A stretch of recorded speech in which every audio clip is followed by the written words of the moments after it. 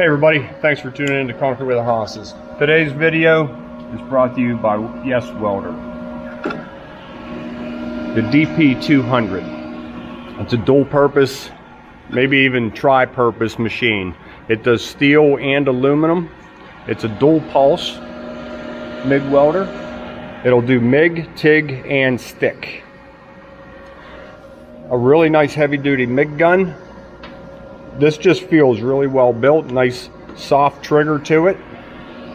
A stinger for stick, an adapter for 110 to 220, a feed for your hose, a liner for your aluminum. It comes with a ground clamp as well for your stick welding, or your stinger. So your ground clamp to your steel. Now today, I watched a lot of video on this welder and I didn't see any that did the flux core.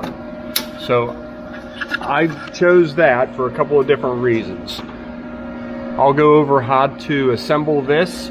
I got a 1 pound spool. You can do up to a 10 pound spool in here. Different wheels for different wire. This is 035 flux core, so make sure you use your 35 U wheel, not the B, the U. Close that up, keep it nice and clean. So this way I'm nice and portable. I can take this on the job site if I need to. I'm not dragging around a bottle of gas. Not a deal breaker, I just wanted it as easy as I possibly could. So when I go to the home button, it'll allow me to pick what I'm doing. So I'm using flux core, so I hit OK. And then steel, and then go over and select 35. It gives you a couple different options: 030, 035, and 045. Today we're doing 35. Hit OK, go to your steel. Right now I'm doing 3/16. It can go up to 3/8.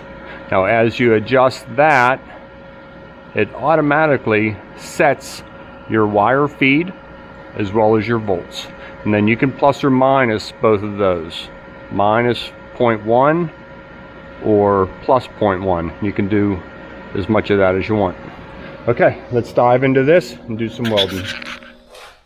So the first thing, and this is all provided by Welder, mine showed up with a 035 tip in it. So with the tool provided, loosen that tip, take it out. And there's a little holder right here that you can put it right in the machine. Now, they're all marked 035. That's the size wire I'm using today. So it just screws in. And with the tool, just a nice little snug. That's it. So that's how you size the tip with the wire. Now, with the spool on the reel, the wire comes out and it's bent through a hole and there's a piece of tape on it. So that's how the clamp is. You just pull down on the clamp and that'll spring up. So with a pair of side cutters, put your hand on the bottom of the roll, snip the wire. If you don't hold on to it, this will all unravel. So just feed it right through there, and you'll see it come right through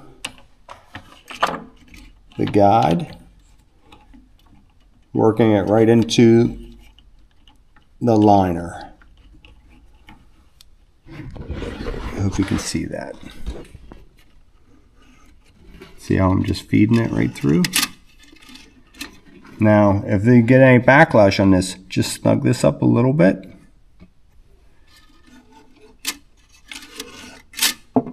See the backlash? Just snug it up a little bit. Okay, so now you can turn the welder on, and that's right around back.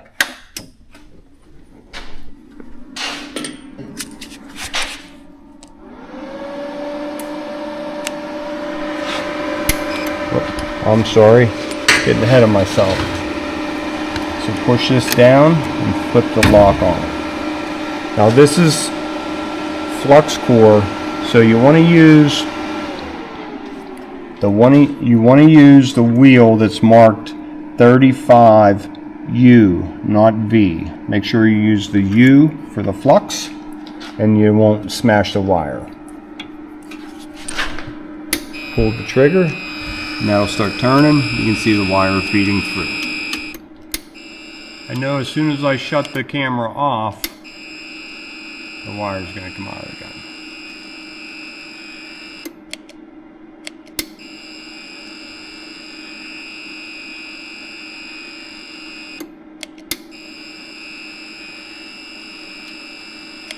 There it is.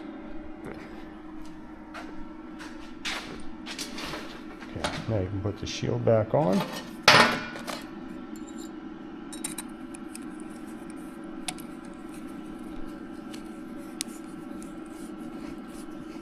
Okay, that helps protect your tip. Okay, so like I said, all these, there's a really nice storage tray for your tips right here, so you don't lose them. Isn't that nice? A couple extra wheels, tips, as well as you could put some in a bag and store them here. Okay, let's get to the settings of this machine.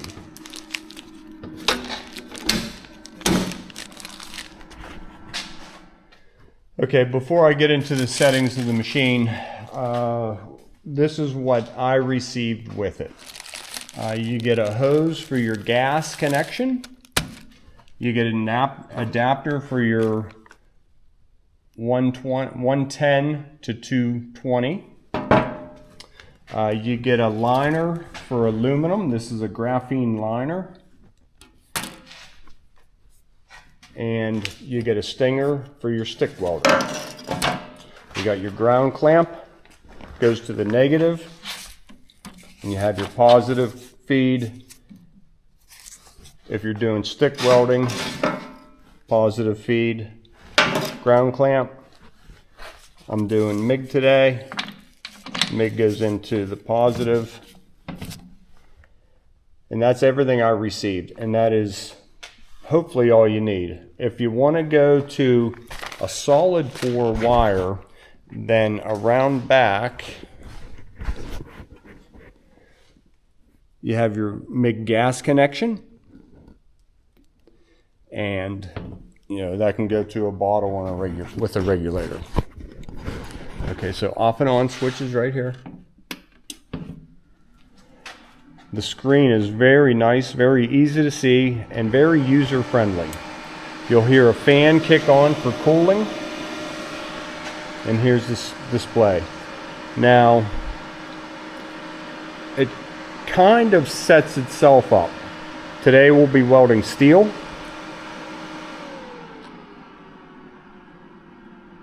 You can go to your gas setting.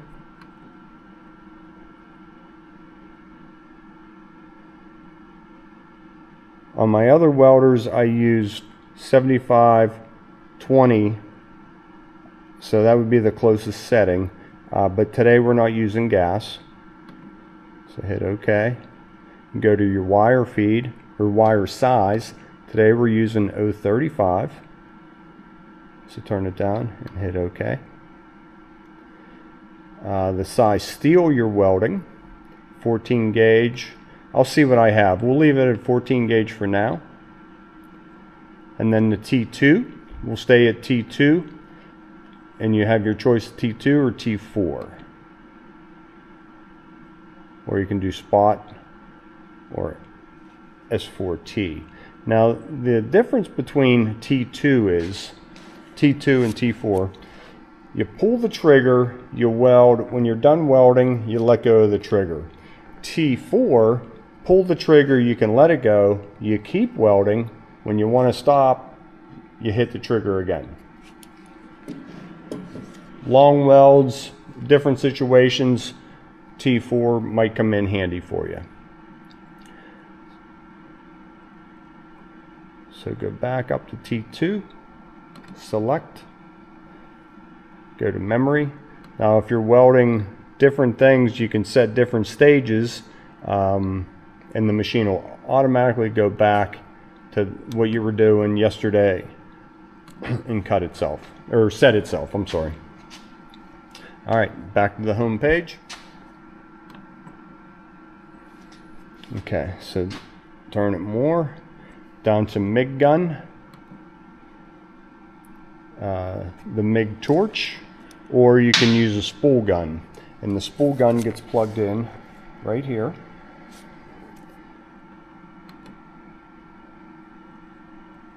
Gas check. Okay, done. Pulse on or off. Advanced. Help. It brings up a picture of the machine where everything is supposed to go. I haven't scrolled through this one yet. Let's see what comes on. Anything? No. Okay. Well, let's get some steel and try welding something. One last port here I forgot to mention. That's a pedal for a TIG gun, so that you can use your torch, your torch and your gun and a foot pedal to activate it. Okay, so I found a couple pieces from my scrap pile. 2 pieces of 1/8" steel. If you watch our videos, you probably know what this is the leftovers from. If you can guess that, put that in comments. So back to my size metal selection. I was at 14 gauge. Just rotate the dial, take it up to 1/8", hit OK. Now you'll see the machine automatically goes to 17.5 volts and wire feed at 240. So you can plus or minus that a little bit, your wire feed, but that's what the machine recommends. Same with the voltage. You can, whoops, wrong one, sorry. This one, up the voltage, or you can minus the voltage. We're still at 17.5, but -1, 17.4. So it just lets you play with the voltage a little bit. We'll try it with the machine settings and see how it goes. Now with argon CO2 gas, I feel like I can get a little bit nicer weld than a flux core, but it's passable. All right, here we go.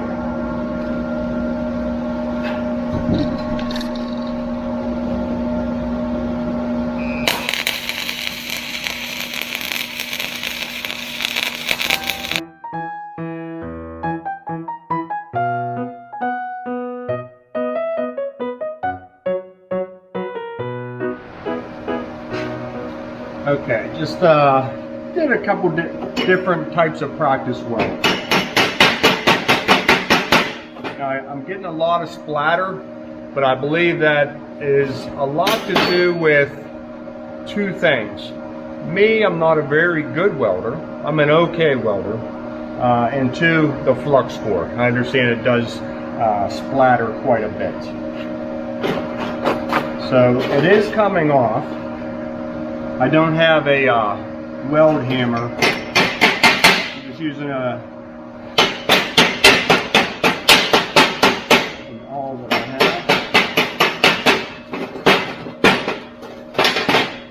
So just a couple different things you can do to practice. I just welded some junk steel together, and I laid down a pretty decent bead in there, and then I just wanted to build on that and see if I got any better, as well as what I thought of the machine. The machine, I think, does a really nice job. It's nice and smooth. The gun's very comfortable. Cleaning off that flux. And you can see the wave in the weld. Good heat, good penetration. Just a little bit more splatter than I would like. One of these days, maybe I'll get a bottle hooked up to it and I'll add to this video, but for right now, that's all I have. Now, a different way you can practice is, you know, I just drew my initials and welded TSH on there. Practicing the curves, practicing your motion, if you can stay a straight line, as well as your speed. You know, you start out too fast and then get slow, then fast, now you get it all wobbly. you can see, like, I am pretty even when it comes to the welds. Here's a little ball right here, but around that I think I did pretty good. A little bit light in the cross of my H. All in all, I think it's pretty good. If I'm just gonna throw this away, but I could easily hit this with a quick grinder with a flex wheel, and all this is coming right off. All right, let's get into the functions of this welder. Now, this welder is a great welder for a homeowner, garage, beginner welder. Great to practice with. It's relatively inexpensive. It's about $400. There'll be a link in the description to get you a nice discount if you're interested. It does so many different uses. That's why I think this is such a good product, and I brought it onto the channel. All right, talk to you later. Let's go pour some concrete. Before I sign off for my reviews, I started going onto their link and pull up their warranty information. So it's quite lengthy, but it boils down to 3 years on the TIG welder, MIG welder, stick welder, welder, and cutter. 1 year on these applications.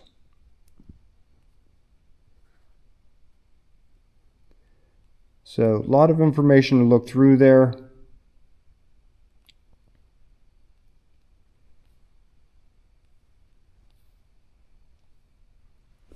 So what it boils down to is any defect on our part, yes, welder does not cover. Any defect on the machine's part, yes, welder, they will replace. On some instances, up to 3 years. Okay. If I think of anything else, I'll add to the video. Have a good day. Hey, whenever I left the shop last night, I just wasn't happy with the performance of myself and the welder, the Yes Welder. So I reached out to a professional welder friend of mine. He knows everything there is to know about welding. I said, hey, Dean, when using flux core wire, is it common to get splatter? And he said, yeah, it is quite common. So I described what happened. I was getting a nice weld, good penetration, good ripples in it. It looked like a pretty decent weld for me, but covered with splatter. Now, it did chip off, it did grind off real easy. And he said that they call that junk wire. It's a nice trade-off not having to drag a bottle of gas around, but without a cover shield and gas flowing over your weld, you do get a lot of splatter. So just wanted to clarify that for the machine. I want to give Yes Welder a fair review and an accurate review. So there it is. Thanks. Okay, it's finally getting bright enough out I can break out a camera. You know, as always, we just want to be ready. So wire is partially in, wires in, rebar partially in, waiting on 5 20-footers on the mixer. If you're a smaller company, even if you're a bigger company, use chairs underneath your rods. If you're a small company, I see a lot of people out there, 2, 3, 4-man crews, and it's hard to find time and effort to pick the reinforcement up into the concrete. Whenever this is laying on the bottom, does very little to no good. So spread concrete, pick it up, and what ensures it is up is chairs underneath it. It makes it so much easier. And we just started using these when we started posting video, and everybody was saying, hey, how come you don't use chairs? Well, we just never did, but you should. And what a difference it has made in the confidence in our pouring, in that reinforcement being up in the bottom third of that concrete where it's supposed to be. Okay, mixer's due any minute. Let's go. Okay, here comes Tony, right on time. Actually, 10 minutes early. To me, 10 minutes early is right on time. When somebody says to meet you at 12 o'clock, do not show up at 10 after. You probably have a meeting by yourself. Morning, Tony. I do up. Oh, do you come up the hill? Yeah.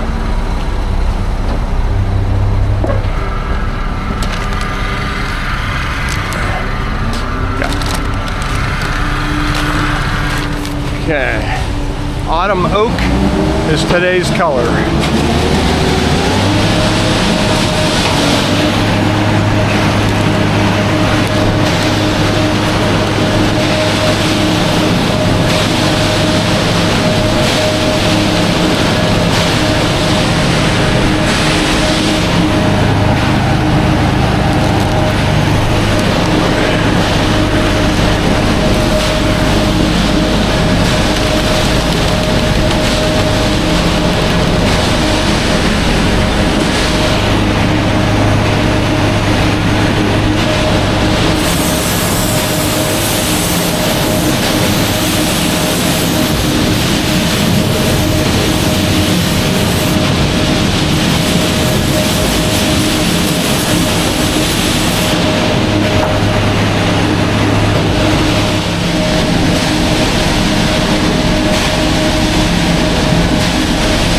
Got about another 50 reps of spin. Already some heat coming out of that drum. So be ready.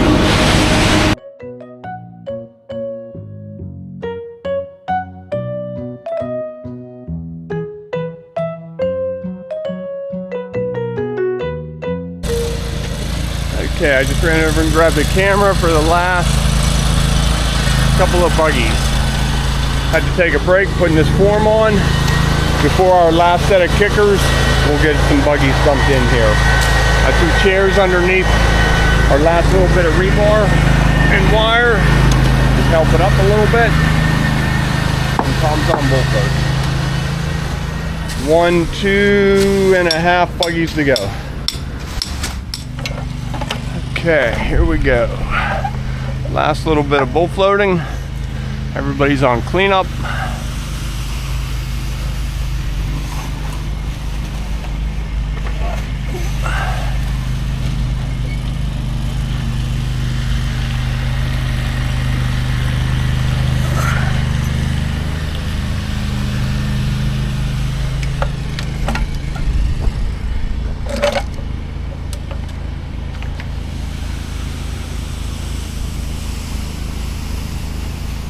Like you're floating slow and flat.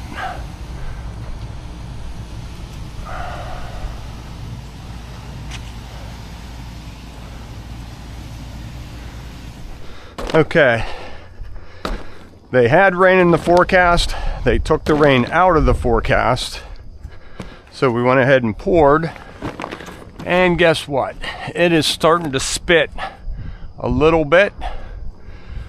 So we're getting notifications popping up here. We got rain coming in for about a half an hour. Concrete is just about ready to get on. Do you have a knife, Jim? Are you going to do the thing where you slide them under and nail the tops and we all get on one and do Yes. 4 boards? Yeah, we'll have it covered in seconds. Just like the Boy Scouts, always prepared. Knife, plastic, 2x4s. Nice big overhang.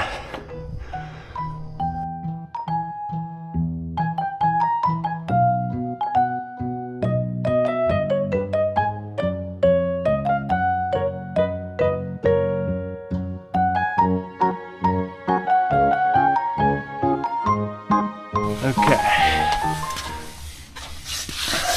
Working under plastic is always fun. It'll get nice and hot in here. Hey Chris, did you find? Are you busy? Okay. All right. There's one right there. And then can you hold the plastic up for Jim so he can keep up with me on this edge?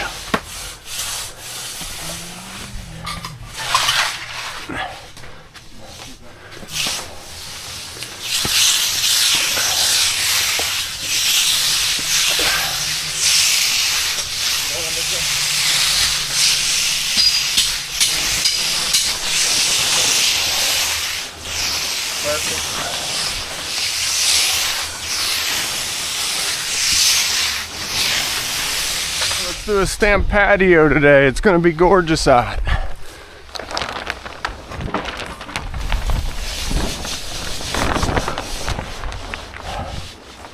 Trying to get some pipe in there for them.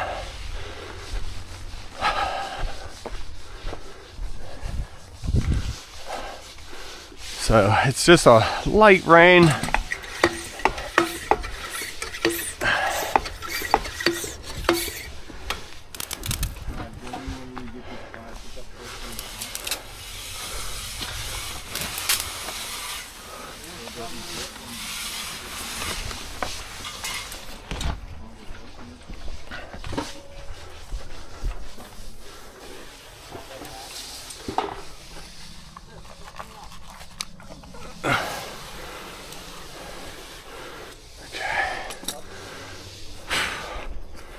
Alright, so what I can do just to help a little bit, get going with this end texture.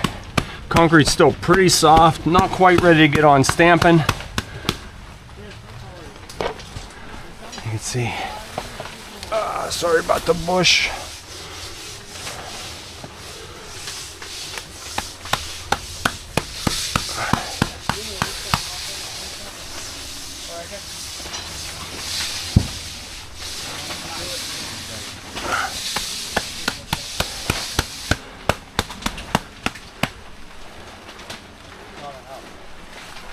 Give it a spin.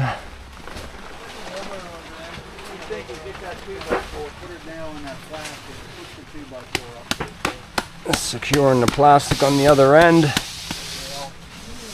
We're all taking care of what we can take care of.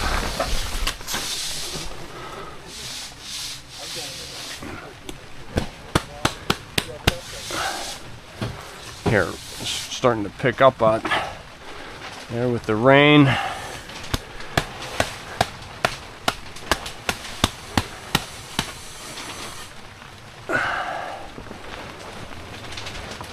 Spin. Now that we have a couple guys off the concrete, we'll hold the plastic up and we can texture that edge real fast. See that bulge spot right there? No more. No more bulge spot. That sounds like a funny commercial, huh? Good name for a hair product. No more bulge spot. Okay. Still raining, almost done stamping.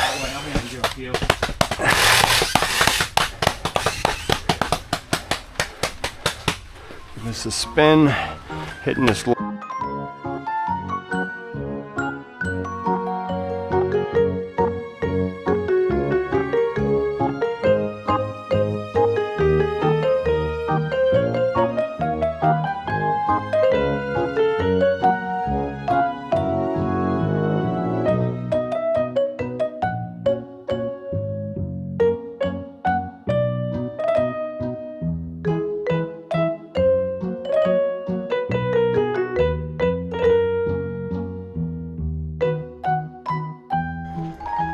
Okay, this side.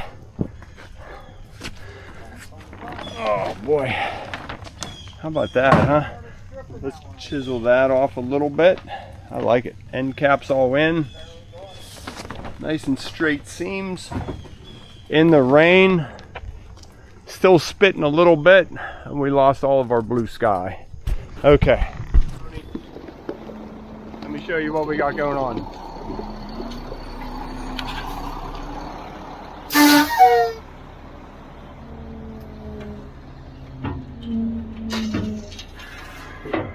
Okay,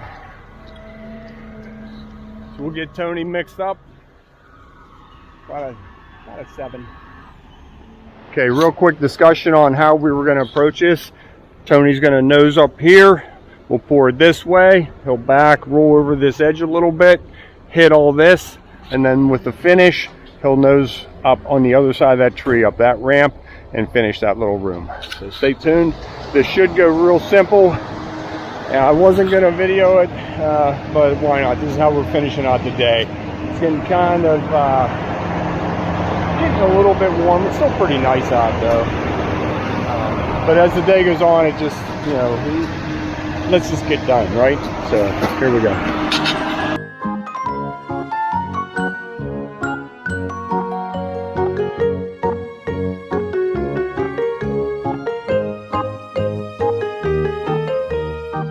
Okay, pour could not have gone any easier, except we were getting splashed like crazy.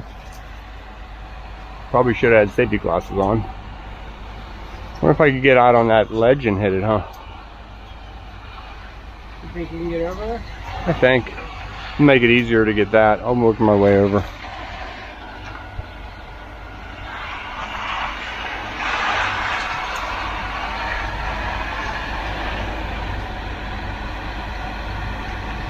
Good job straight edging, Matt.